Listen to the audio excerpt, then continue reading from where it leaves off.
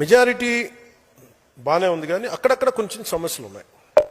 ఆ సమస్యల్ని మేము ఒక కమిటీ చూసుకుంటుంది. ఆ కమిటీ కూడా నిర్ణయించుకోలేకపోతే ఎట్టి పరిస్థితుల్లో కూడా మీ ఆత్మగౌరవాన్ని తాకట్టు పెట్టే పని అయితే నేను చేయను. ఎందుకంటే నేను మాట ఇచ్చాను, ప్రజల తాలూకు సుస్థిరత నిలబెడతానని.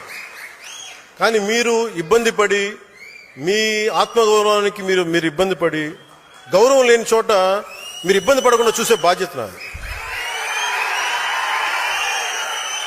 ఎందుకంటే ఎందుకు నేను చెప్పగలను అనుకున్నప్పుడు, నేను మద్దతు ఇచ్చినప్పుడు చాలా త్రికరణ శుద్ధిగా ఇచ్చేస్తాను.